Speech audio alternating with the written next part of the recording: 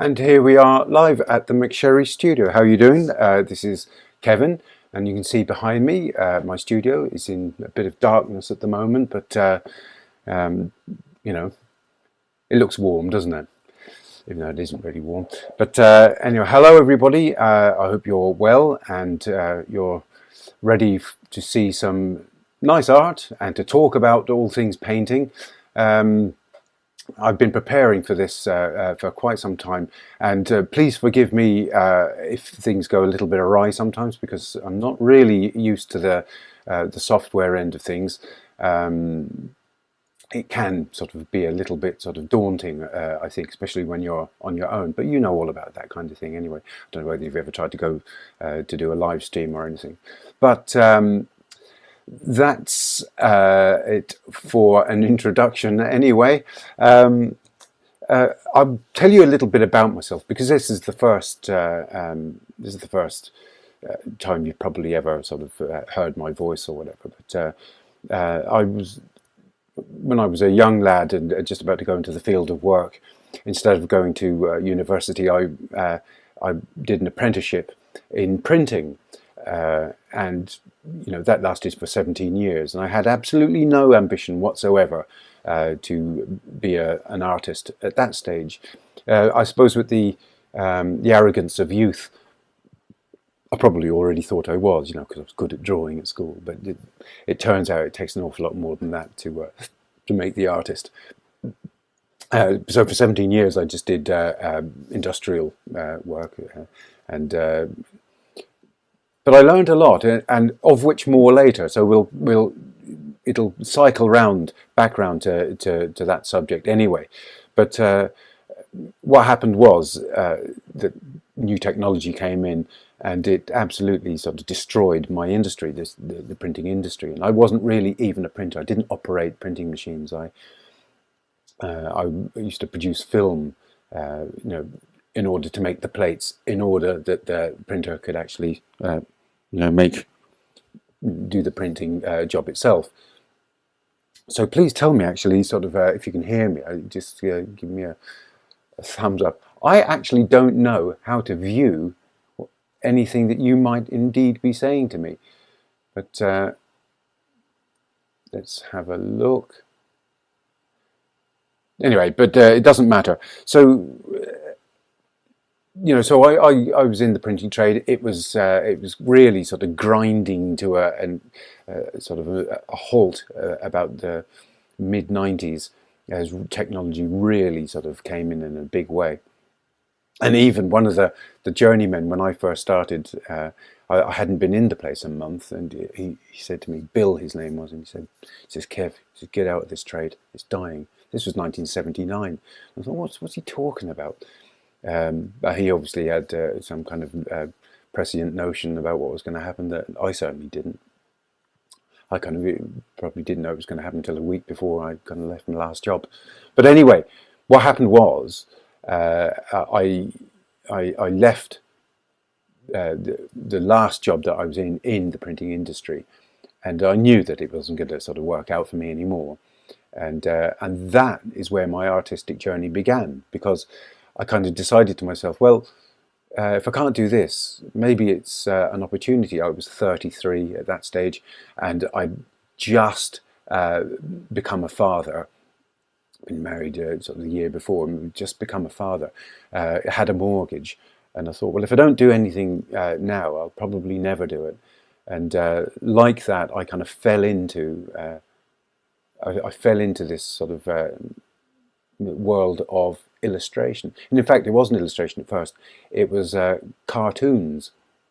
So I was doing cartoons for some of the clients that used to come into the printing works, if you know what I mean. So I kind of accosted a couple of them in the outside the office and said, do you need a cartoon? And one of them, in fact, did need a cartoonist. So I started doing cartoons, a regular monthly cartoon for him.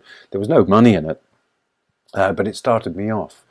And so what I'm going to do is really just, I don't think it's going to take that long. It's just take you through my artistic journey, because I suppose it's kind of an interesting one. And I think it's kind of a backwards artistic journey. I kind of started a really high end, and sort of ever since I've been struggling to become an amateur. It's weird. But you know, everyone's sort of story is different, and I'll give you a little sort of synopsis of my own story, and I'll do it by showing you some of the work that I did, how I started. So if I change my camera, let me have a look at that. Not that one there, it's that one here. Okay, can you see me still? Yes, here I am down in the corner. So one of the first jobs I ever did was, in fact, this one, for a magazine called Marketing Magazine. And this one, the guy used to feed me sort of ideas and things like that at the beginning, and I can't remember how this one came up. It's so long ago now. You're talking, what, 1995, coming up to bloody 30 years, bloody hell. But anyways, so I don't know whether you can actually sort of read that very well. It's Moses up on the mountain with the tablets with the commandments on them, and you know, okay, I won't say loud space. Just thought I'd ask. So that's one of the cartoons, quite detailed, lots of cross hatching. I was interested in there was a French illustrator called Serre, Serre, at the time, and he did a lot of that kind of stuff, and I liked his work. And my wife being French, I had sort of access to some of these books that she bought me. So that's one. And the second magazine I got involved in was Irish Printer magazine. So I started doing a monthly cartoon for Irish Printer. And that was a kind of a world that I knew a bit about, so I was able to sustain it for quite some time. And there you go, sort of. And here we are. Look, here's the colours: cyan, magenta, black, and name blackener. Yeah, okay. So I mean, it meant something in relation to an article at the time. And so that's the printer. And what happened is that my cartoons got more and more sophisticated as time went on, and I started adding colour.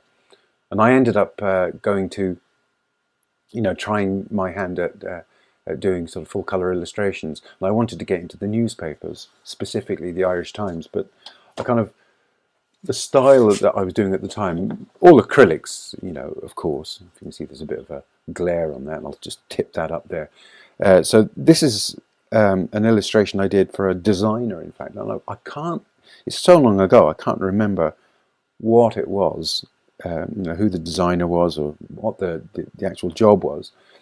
But it's in acrylics. It's quite simply done, I suppose. And the funny thing is I look at it now, and I think, you know, how I can see the obvious sort of things that I don't do now.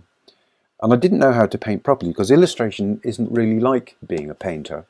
It's different. It's whatever you can do to make the image appear and get into print or wherever it's supposed to go. You know, that's what you use. So, you know, by fair means or foul, you can get the job done, because there's people relying on it. There's, you know, money being spent on it, and a hole to fill in some kind of advertising budget or a newspaper. You know, so and my illustrations became more sort of sophisticated, I'm saying. And I look at this, and it is quite sophisticated. You can tell what it's supposed to be, and, you know, there's, I mean, it's well painted, but it's still not like being a painter. It's a different approach, different reason for doing things. Now, it's a branch of art, of course it is, but it's. I'll come to it later. But I got the job done, but I'm not. I wouldn't paint like it now. So let's put that one up here. I'm just going to go through. So some of these illustrations were done for newspapers. So they're all in acrylics on paper. You know, good quality paper. This is Arches or Arche hot press watercolour paper. So this is one for the Irish Times here. Look, somebody taking their credit card for a walk down in a shopping street. And I can remember none of the text of the articles, but I enjoyed doing these an awful lot. I kind of almost sort of thought that I'd arrived, kind of thing, doing newspaper illustrations. And I do enjoy them, and I still like looking at them.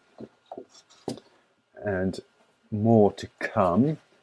Let's have a look at this one. This was one of the latter ones that I did. It's one of the last several illustrations for newspapers I did. And I think I'd come on quite a bit by this stage, and things were much more sophisticated. But still, it's not like painting, you know, as a, what would you call it, a fine artist.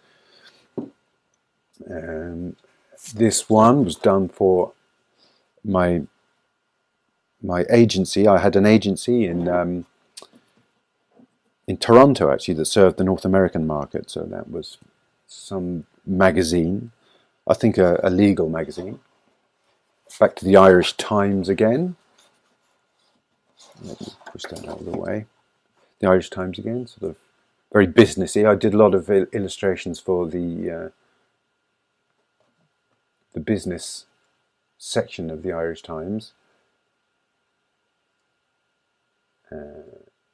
Okay, all the little fellas on the desk being pushed off into the trash can. Okay, here's an interesting one I did for the Tribune, and this was all about eBay. So we're coming up into the modern era, I suppose. This was the CEO of the Irish branch of eBay or something like that, I think. And I did this this illustration. It's comparing, I think it's all involved with snail mail and all that kind of thing. Okay, I think it was payments, something to do with payments.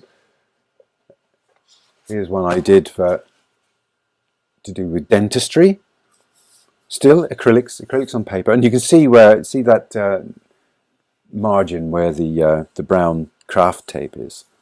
That's because I used to stretch the paper, just stretch the paper on a board, so they maintain the flatness, you know, to help with scanning, because you can't scan an undulating piece of paper, you know, because water's got onto it. You have to stretch the paper. I even did some sort of personal work. I mean, that's a personal little illustrations. I didn't do that for a newspaper. It's just some idea that I got to my head, but it's in exactly the same style. What else have we got? All very figurative. This is in watercolors, actually. The next couple are in watercolors. That was for the Sunday Tribune. You can see what's going on there. And the text used to be sort of really hard to decipher sometimes. And I'd have to go and sort of phone a friend and say, what the hell is this all about? And then we'd have a phone conversation and work out something, some idea or other. An earthquake in the housing market, all still going on, I have to say.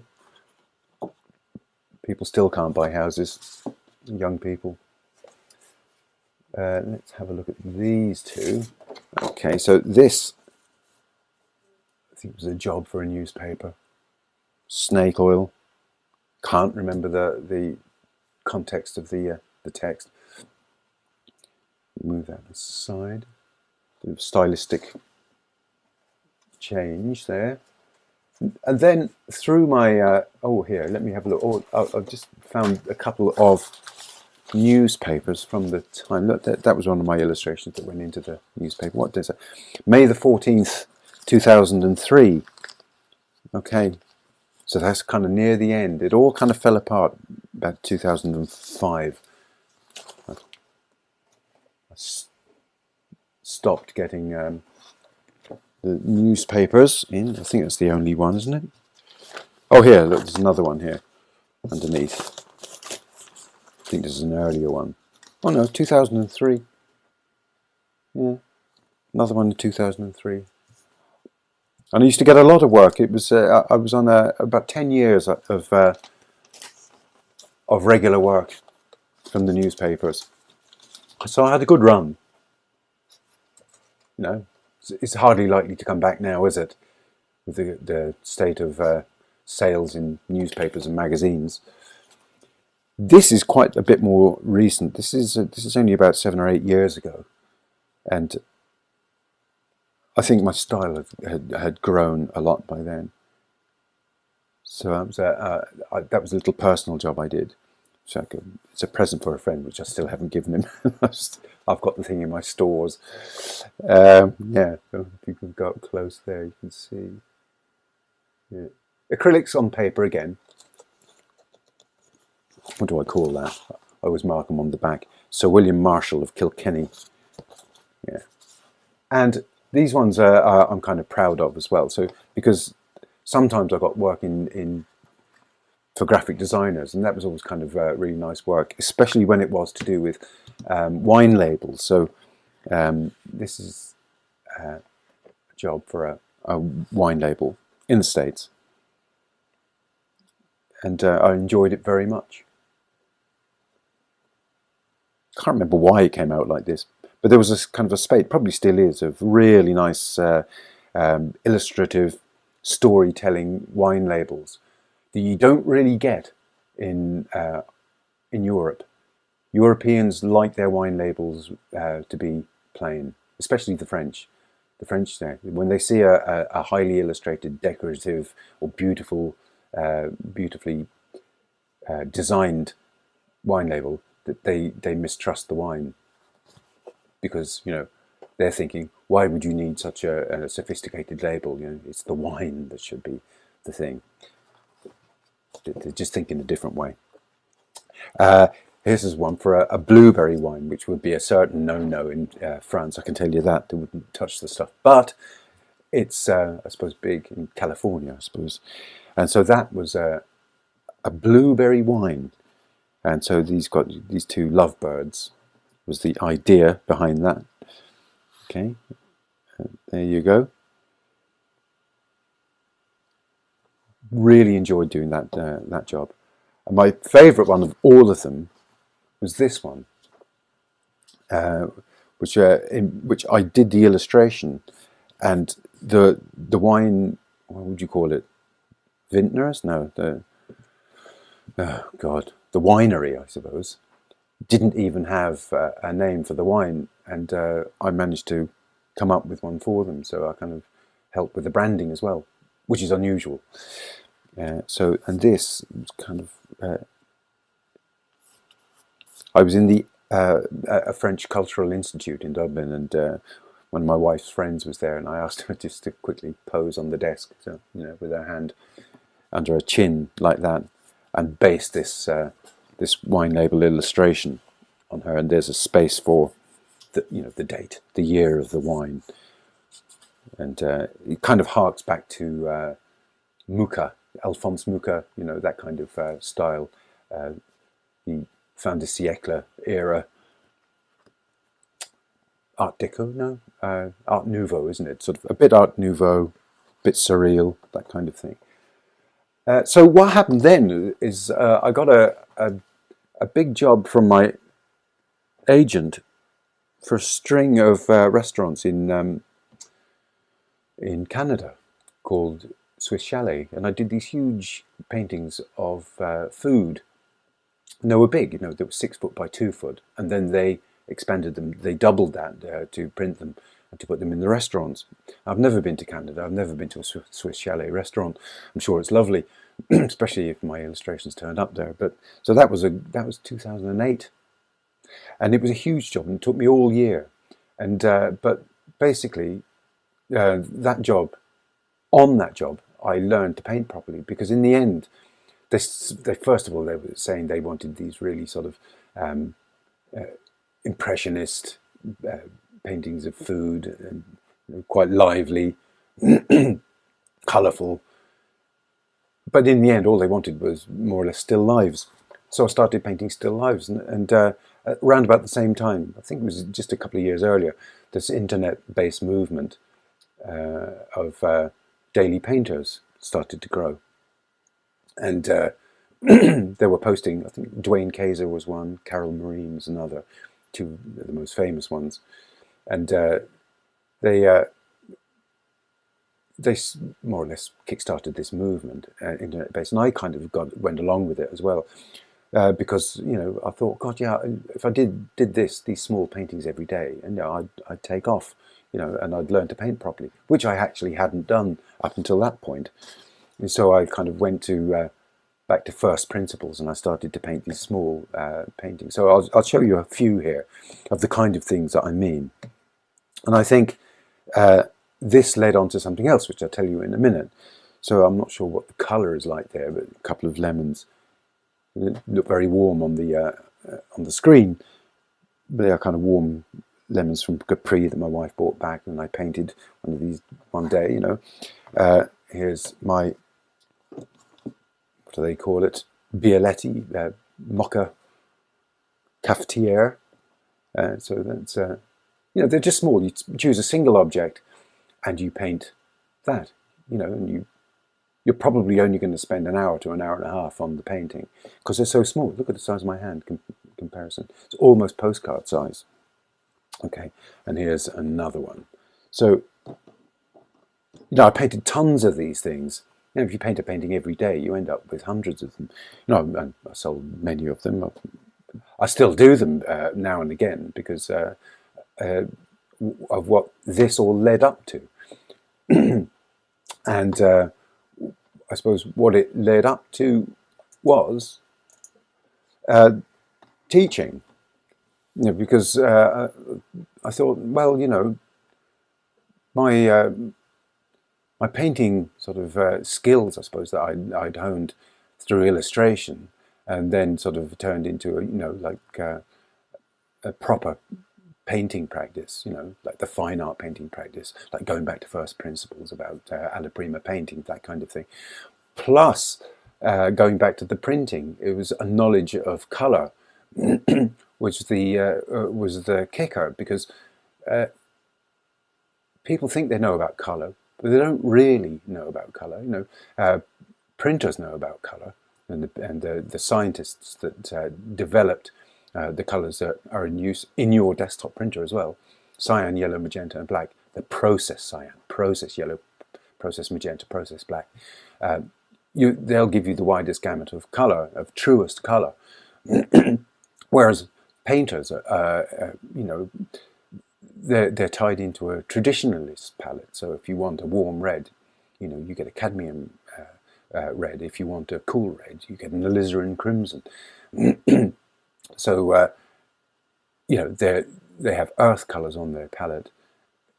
There's all sorts of things. There's transparent colours. There's opaque colours. There's fugitive colours. There's all sorts of things that have the knowledge has developed over hundreds, probably thousands of years, because the Egyptians used to paint, didn't they, using caustic. So you really can reduce your palette down to 4 colours plus white, if you see what I mean.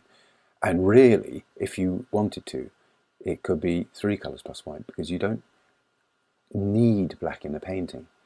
Black is good for certain things, for making shadows, but that's it. And you can make shadows a different way. But it's easier to teach somebody when you have a palette with black on it. There's an ebook that you can actually get down below. There's a link in the description of this video, and it explains the colours that you can use, because the colours I use are not process cyan, process magenta, or process yellow.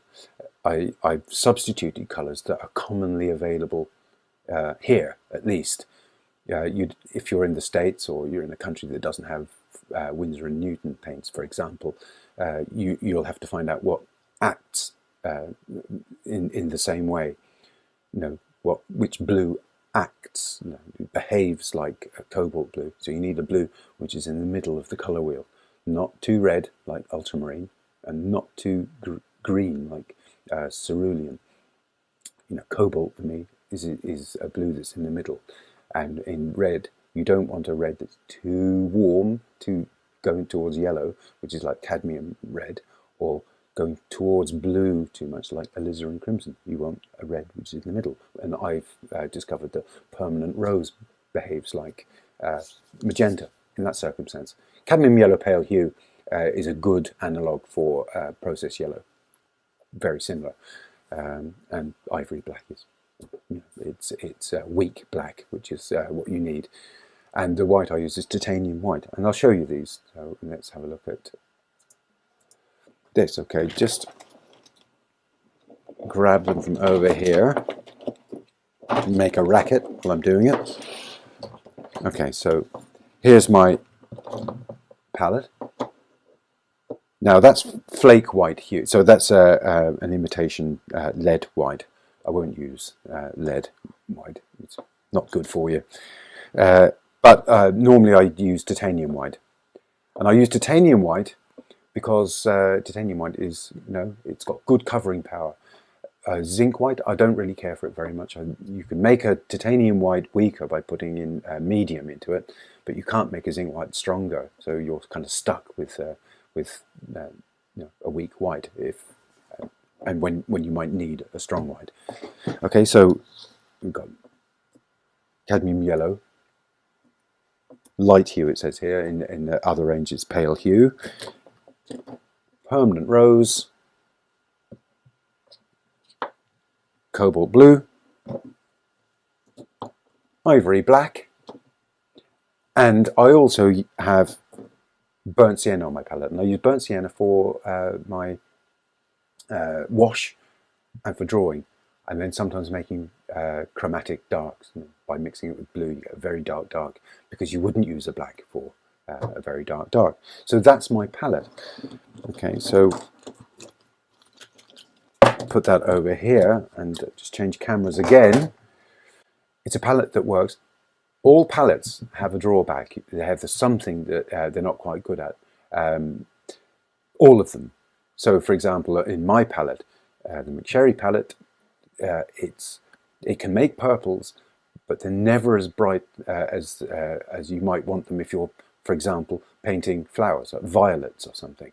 You need a very strong purple or violet colour. It kind of lacks power, just lacks that brightness and to describe the flowers. Sometimes I find that the permanent rose is just a little bit too transparent, and I haven't found an alternative to that yet. When I do, I'll update it and let you know. But the power of my palette lies in its simplicity, and that every colour is very different. It's not that you've got a warm red and a cool red, a warm blue and a cool blue, all the way around the palette, because what happens is it just gets confusing, especially for beginners. Now, I recommend that you use my palette up until the time that you've got all that information and you know how to mix your colours and everything. After that, the world is your oyster, and you change your palette and just try out new things, mix things up a little bit. But start out with a rational, limited palette, and you'll be fine. It'll help you enormously. There may be other palettes that people recommend for beginners out there. Try them as well. But my palette is based on the printer's colours, scientifically based colours that will get you the fullest range of natural hues that you need in painting, the fullest gamut, as they say. So do write in the comments anything that you would like to ask me. So put it in the comments, or comment on this video by all means. I'd love to hear what you have to say, and tell me where you're actually viewing from. That's always very interesting. I look at the Google Analytics, and I'm always amazed that most people are tuning in from the US. Here in my little damp studio in Dublin, Ireland, on the edge of the old world. It's lovely to hear that people from so far away are actually listening to me bang on about my thoughts on painting. Subscribe, please, and do like the video, because that helps Google sort of understand that, where to show this video and where to rank it. So all those kind of things help. Have a look at my ebook if you're so inclined, and do keep painting. And I think that if you tried that daily painting, small, paint oils, paint small, paint often. That's my motto. Okay, so you do that, you'll you will take off as a painter. Because the more you paint, the more you'll internalize the procedure. And most people, they get put off by not understanding the procedure. Once you get the procedure down, things speed up exponentially. You'll be flying, because then you're not worried about how to paint. You're not worried about where everything is on your palette, because you put your palette out in the same way every time, all the colors every time. Okay, so you know where everything is, even if you don't use it. That speeds up your painting. And allow yourself to make mistakes, because in the end, it's the things that you can't do that inform your style. And if you have any suggestions for videos to make, please drop me a line. And hopefully I'll see you soon. Okay, take care of yourself, and happy painting. Bye.